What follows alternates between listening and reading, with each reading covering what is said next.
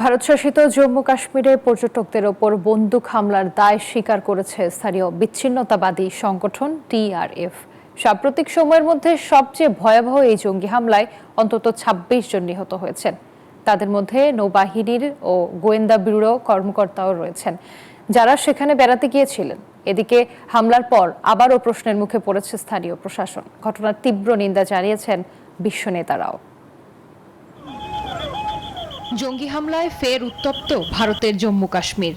মঙ্গলবার স্থানীয় সময় ২:৩০টার দিকে পর্যটন কেন্দ্র পহেলগামের একটি মাঠে এলোপাতাড়ি গুলি চালায় জঙ্গিরা। প্রাণহানি হয় বহু মানুষের। প্রধান শহর শ্রীনগর থেকে প্রায় ৯০ কিলোমিটার দূরে অবস্থিত পহেলগাম পর্যটকদের কাছে মিনি সুইজারল্যান্ড হিসেবে পরিচিত।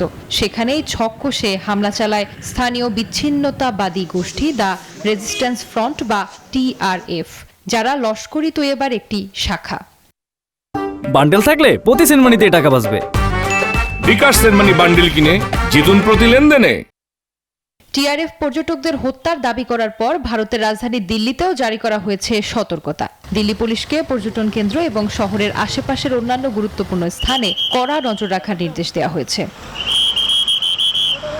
গত কয়েক মাস ধরে কাশ্মীরের নানা প্রান্তে চিরুনি তল্লাশি করে জঙ্গি নিধন অভিযান চালিয়েছে সেনা ও পুলিশের যৌথ বাহিনী।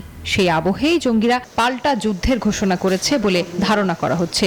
মঙ্গলবারের হামলায় ভারতীয় নৌবাহিনীর এক কর্মকর্তা এবং হায়দ্রাবাদের একজন গোয়েন্দা ব্যুরো কমান্ডারও নিহত হয়েছেন। হামলার নিন্দা জানাতে মঙ্গলবার রাতে জম্মু কাশ্মীরে মোমবাতি মিছিল করেছে ভারতীয়রা। বিক্ষোভকারীদের মুখে ছিল পাকিস্তান বিরোধী স্লোগান। হামলার পর সৌদি আরবের সফর সংক্ষিপ্ত করেছেন ভারতের প্রধানমন্ত্রী নরেন্দ্র মোদী। সন্ত্রাসীরা ছাড় পাবে না বলে হুঁশিয়ারি দিয়েছেন তিনি। দিল্লির পাশে থাকার ঘোষণা দিয়েছে মার্কিন প্রেসিডেন্ট ডোনাল্ড ট্রাম্প।